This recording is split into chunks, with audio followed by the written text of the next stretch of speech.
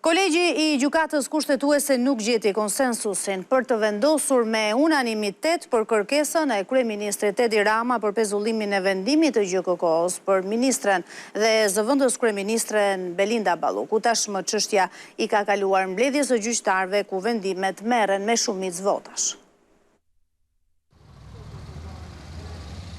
Kolegji I gjykatës kushtetuese I përbër nga 3 anëtar, kryesuesja Marsida Xhaferllari, relatori Sander Beci dhe Sonila Betja, nuk kanë mundur të marrin një vendim unanim lidhur me kërkesën e kryeministrit Edi Rama për zgjidhjen e mosmarrveshjes së kompetencave ndërmjet tij dhe gjykatës së posaçme që pezulloi nga detyra zëvendës kryeministren Belinda Balluku. Për këtë arsye, kolegji ja ka kaluar çështjen për vendimarrje mbledhjes së gjyqtarëve për të vlerësuar nëse do ta pranojnë kërkesën për ta shqyrtuar në themel në seancë plenare këtë çështje apo nëse do ta arrozojnë ankimimin e kryeministrit. Ndryshe nga kolegji, të cilit I kërkohet një vendimarrje unanime, në mbledhjen e gjyqtarëve vendimarrja merret me shumicën e votave të 8 anëtarëve, që ka aktualisht gjykata kushtetuese. Po ashtu nga kjo gjykatë ende nuk ka një njoftim nëse mbledhja e gjyqtarëve do të zhvillohet brenda ditës së sotme, apo nëse do të marrin kohë për të njohur me kërkesën e kryeministrit dhe 5 anëtarë të tjerë që nuk janë pjesë e kolegjit të gjykatës. Kërkesa e kryeministrit Edi Rama ka 2 pika. E para të vlerësohet nëse gjykata e posaçme,